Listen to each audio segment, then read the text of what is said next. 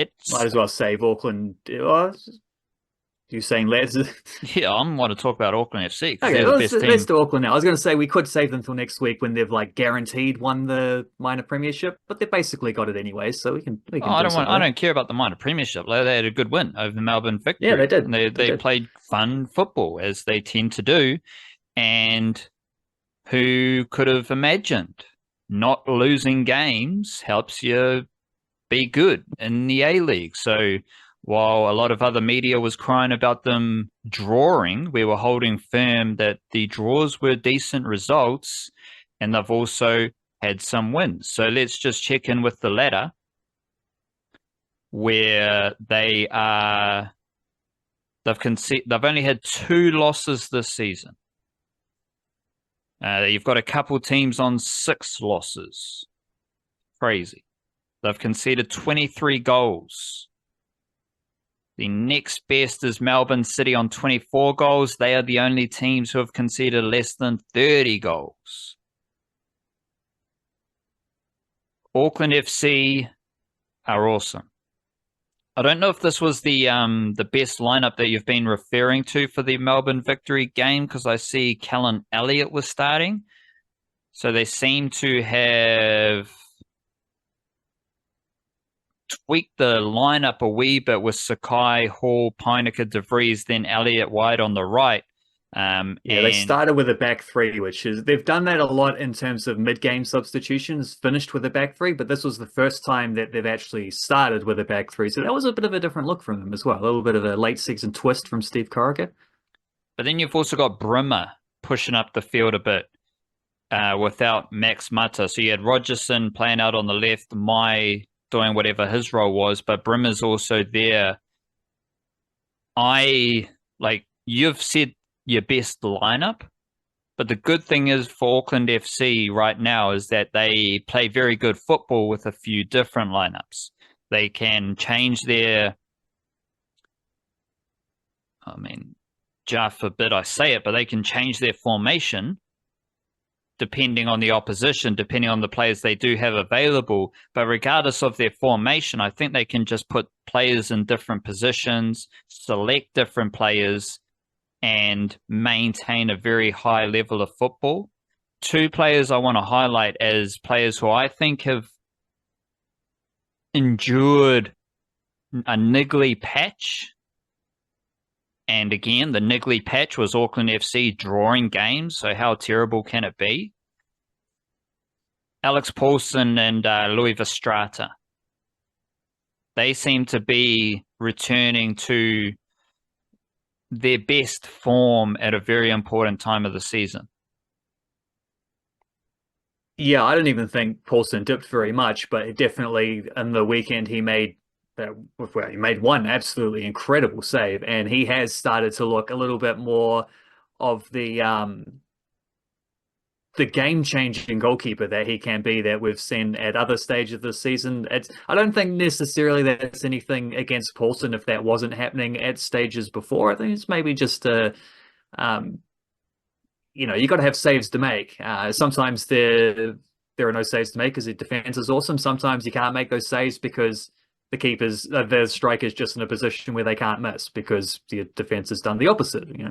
I think these things just ebb and flow naturally for a goalkeeper. But yeah, when Alex Paulson is at his best, there's no better goalkeeper in this competition. And even when he's not at this best, he's probably still the best goalkeeper in this competition. For Strider, absolutely. Like he scored a goal and he set up the other one, and he set it up with a high press as well, pushing forward and winning the ball around about the penalty area, squared it for the easy tap in. Like he for Guillaume Mai, I think it was. He like Paulson's played every single minute this season. Verstraete had that spell where he dropped out of the starting lineup and he had to work his way back in. And around that time, it felt like they had evolved quite a bit as a team from what they started with to where they were. And it was like, well, maybe the midfielders like Brimmer and Gallegos and whoever who are even a little bit of Howison at times who are maybe more renowned for their passing and less so for their like defensive blocker stuff were becoming the flavor of the day for Auckland FC, and they turned into a slightly different team in Verstraeta's absence, and had the place that he had at the first like 6 games in a row where they won them all, and Verstraeta was looking like one of the best players in the competition. Like that changed for him, and he kind of had to work his way back in. And so to see him have a game like he did on the weekend, where he was outstanding, but not just outstanding, contributing to goals as well. You know, the guy who is really, him, by his own admission, is a player who focuses first and foremost on the defensive sides of that midfield role.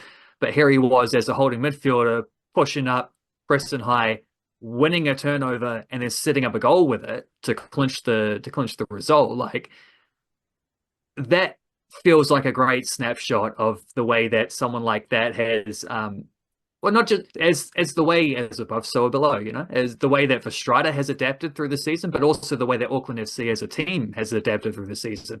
And you know that first 11, the ideal first 11 that I was talking about last week, and whatever. So like the Paulson with your back four of Sakai, Hall, Peineke, Francis de Vries. Can't remember what the midfield would have been, but I guess it's Gallegos and Verstraeta it would have been, and then Max Mata with Guillermo Mai, Rogerson on one side, Moreno on the other side. Do you know how many games they've started with that first 11 this season? Or not many, if any. Not many, if any, none. They haven't actually named a starting. They haven't used that as their starting lineup at all. Like you had Dan Hall injured for a while, you had Verstraeta out of the team for a bit, Max Mata is currently injured, had a couple of other spells coming off the bench, like Moreno's been in and out. So what feels like probably their best possible combination in attack and defense, we haven't even seen that yet. You're about to cruise to the minor premiership. We haven't even seen their best 11. So if they're saving that one for the finals, it's another little wrinkle that we can look forward to for Auckland FC, because they've got that up their sleeve as well. I am just looking at the A-League official stats, and like, I mean, it's not super duper anything. It's not super duper comprehensive, but a couple years ago, the A-League had an unreal stat selection stuff, and then they changed to their like keep up website and changed all their digital media stuff, and it just disappeared. All their great, incredible, in-depth stats just disappeared. Now you got to go elsewhere if you want the good stuff. FotMob's pretty good for them. Well, it's like the NRL.com stats, the totals are all good, but then you go to average and it's like half the games are missing. So you go total and it's like 6 or 7 games. Then you click on the average per games, and the Warriors have gone from 6 games to 4 games. So I don't understand. Like I just how does that even work? It's one of those things that doing what we do, you're just like, it can be very frustrating, but then you just rise above it and do your best and figure out another way. But I am using this A-League ranking for just a gauge on what's happening. And I am interested. Goals assisted, chances created. The only dude for Auckland FC near the top of these rankings, or top 10, Francis de Vries. 5th equal for goal assists, and he is 5th for chances created total. He is also 1st in the whole A-League for completed crosses. Who is first in the whole A-League for long passes completed? Long passes completed. When they do that stat, it's not as you picture long passes like crossfield switches, but often I think they count everything above 20 meters to be a long pass. So often when you're pushing forward, your centre back passing to centre back is counted as a long pass.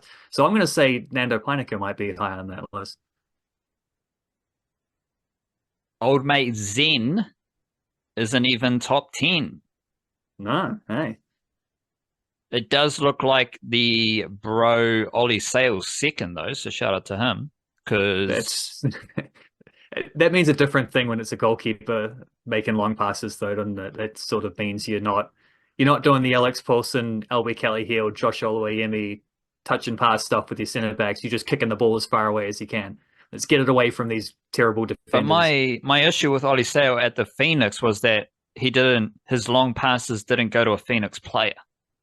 So True. I am encouraged and I Yeah. am chuffed for Oli Sale that he is second for completed long passes, but the bloke who's first is Alex Paulson.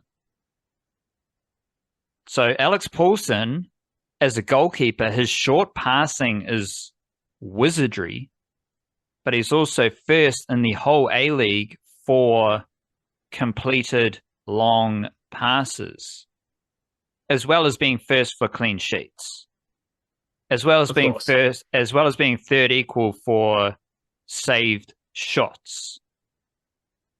Now, if we go without the ball, Auckland FC, given what I just said, they're also going to be first for clean sheets.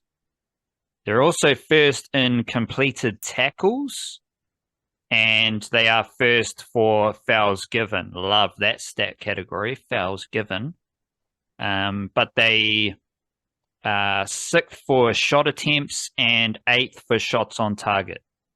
So that's a good little summary of Auckland FC, and perhaps, just maybe, puts into focus Franny de Vries's excellence there on the left edge.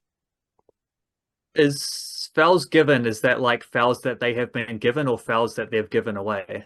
Oh, who It gives probably a shit? doesn't even Like, I don't clarify. know. Well, there's a big difference if you're committing a lot of fouls versus receiving a lot of fouls.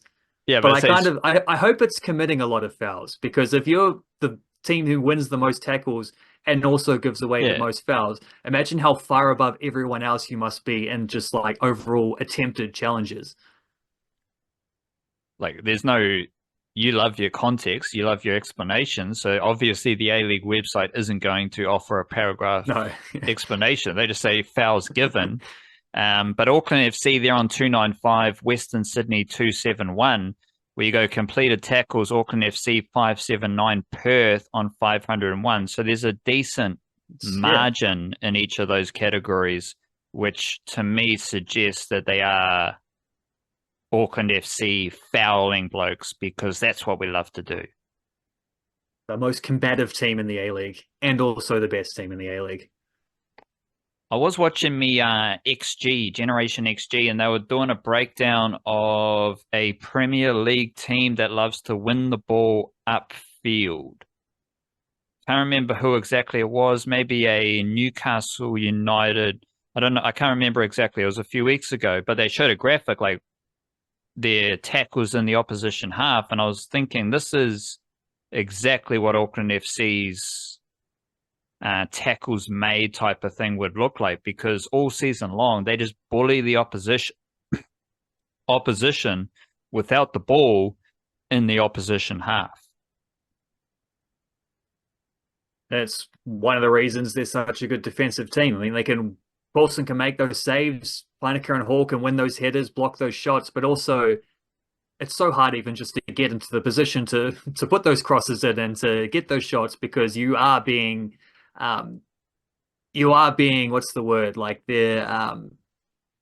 they're engaging you that far up. Like it's you don't just get in a free passage into the half and then see what happens after that, which maybe the Phoenix have done a fair bit too much of this season, but they really do. Yeah, they make you work for it just to get the ball over halfway, let alone the rest of the stuff.